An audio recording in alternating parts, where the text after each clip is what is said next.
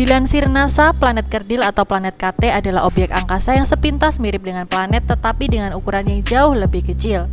Meski sama-sama mengitari matahari, planet kerdil tidak memiliki kemampuan untuk membersihkan segala objek atau benda asing di sekitar orbitnya. Nah, kali ini kita akan belajar mengenai beberapa fakta dari planet kerdil. Apa saja ya? Yang pertama, awal mula terbentuknya planet kerdil. Tata surya sudah berusia sekitar 4,5 hingga 4,6 miliar tahun. Hampir semua objek angkasa yang ada di dalamnya juga berusia nyaris sama dengan tata surya. Hal yang sama juga terjadi pada planet kerdil. Pembentukan matahari di awal kemunculan tata surya menciptakan begitu banyak partikel padat yang bergabung menjadi satu akibat gravitasi. Nah, adanya partikel atau batuan angkasa tersebut menjadi cikal bakal dari pembentukan planet kerdil. Gas, es, dan debu akan tertarik oleh gravitasi dari partikel tersebut sehingga membentuk objek kecil yang mirip dengan planet. Akan tetapi, planet kerdil memang sangat berbeda dengan planet pada umumnya. Di saat planet lainnya dapat menarik dan mengumpulkan partikel bermassa yang cukup, planet kerdil justru memiliki progres yang cacat. Planet kerdil tidak mampu mengumpulkan massa dan gagal membentuk sebuah planet utuh. Itu sebabnya planet kerdil hanya dianggap sebagai objek KT, yakni sebuah benda angkasa yang berbentuk tidak sempurna. Yang kedua, berbeda dengan planet pada umumnya. Jika planet kerdil tidak terbentuk dengan sempurna, berarti mereka sangat berbeda dengan planet pada umumnya. Ya, planet kerdil memang berbeda dengan planet biasa.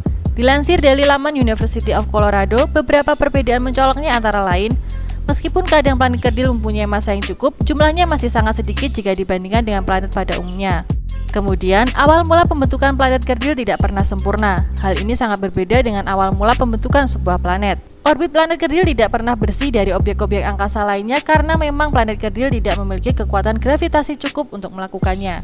Sementara planet pada umumnya memiliki orbit yang bisa membersihkan objek-objek lain di sekitarnya. Selebihnya, klasifikasi antara planet kerdil dan planet biasa dianggap sama dan mereka juga bergerak mengitari bintang terbesar yakni matahari. Bahkan beberapa planet kerdil juga diketahui memiliki satelit alamnya masing-masing. Yang ketiga, ada banyak planet kerdil di tata surya tetapi hanya 6 yang terkenal. Menurut NASA, sebetulnya ada banyak planet kerdil di tata surya kita. Mereka tersembunyi di balik keberadaan planet-planet besar seperti Jupiter, Saturnus, hingga Neptunus. Namun, setidaknya ada beberapa planet kerdil yang terkenal di tata surya kita. Mereka lebih mudah diamati dibandingkan dengan planet kerdil lainnya. American Geophysical Union dalam lamannya menerangkan ada 5 planet kerdil yang mudah dideteksi dan 1 planet kerdil terbaru yang bisa dicitrakan dengan mudah. Jadi, hingga saat ini ada 6 planet kerdil yang bisa dengan mudah diteliti dan diamati oleh teknologi manusia dari bumi.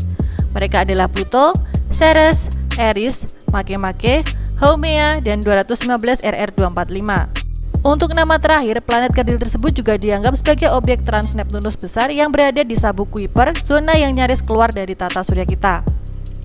Yang keempat, planet kerdil di sabuk Kuiper adalah objek terjauh di tata surya kita. Ditulis dalam Space Center, sabuk Kuiper adalah zona atau wilayah di tata surya yang berdekatan dengan orbit terluar Neptunus.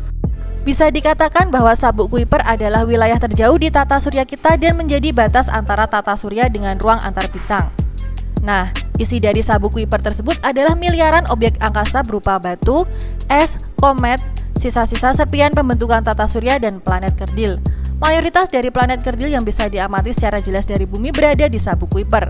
Mereka adalah Pluto, Eris, Makemake, dan Haumea. Layaknya objek lain di sabuk Kuiper, beberapa planet kerdil di dalamnya juga dianggap sebagai objek terjauh di tata surya jika dihitung dari matahari sebagai pusatnya.